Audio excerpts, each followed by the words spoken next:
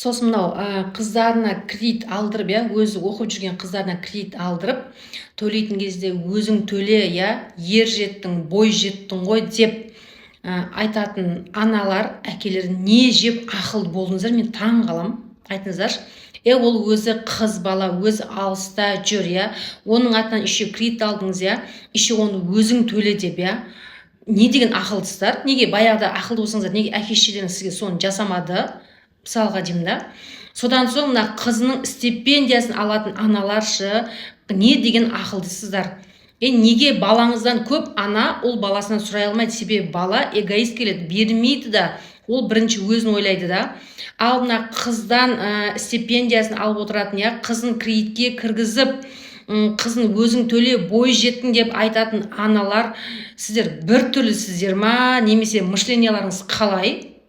Сіз өзіңіздің қиналып отырғаныңыз, өзіңіздің жауапкершілігіңіз неге қызыңызға пихать етесіз? Ол қыз бала ғой, ол нәзік қой, неге қыздарыңызды мықты етіп жатырсыздар? Ертең дәл солай, сіз осылай қызыңыздың мойныңызға отырып алдыңыз ба, ертең күйеуі отырады, оның енесі отырады. Сіздер не жеп ақылды болып жатырсыздар, айтыңыздаршы.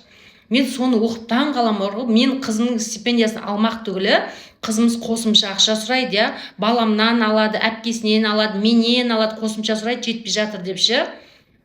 Не жеп ақылды боласыздар? Қыз бала нәзік қой, оған керісінше берсеңізші, ақша сұрағыңыз келсе, ол балаңыздан сұрасаңызшы, үйдегі балаңыздан сұраңыз, оқып жүрген балаңыздан алыңыз. Неге қыздан сұрайсыз? Мынау боди массажға кетіп қалған қыздар, боди массажға жүрген қыздардың барлығы осындай қиналғаны үшін сол нәрсеге барып жатыр.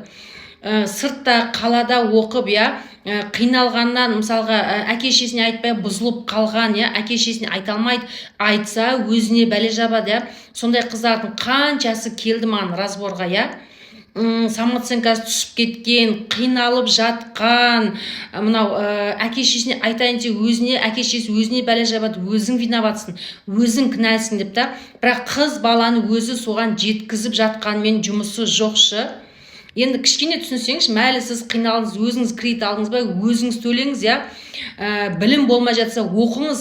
Курс керек емес, курс алып оқыңыздар. Мен қымбат курс алып оқыңыздар демеймін, 5.000 теңгелік, 10.000 теңге курс алып оқыңыздар. Көздеріңіз ашыңыздар. Өзіңіз кредитке кіргізіп алып, еще бүкіл қарызды кредитті балдарыңызға төлетпеңіздер. Бұл дұрыс емес, сіз баланы мен кредитім үшін деп туған жоқсыз, баланы өзіңіз үшін тудыңыз. Тем более қыз баланы осыны солай ойлап қалай ақылды боласыздар? Аналар, мен соған түсінбеймінші. Қай жақтан ақылды болып жатыр? Айтыңыздаршы, бізде сондай ақыл алайық. Ол қыз ғой, ол нәзік қой, ертең қыздың болашағынан қорықпайсыздар ма сонда?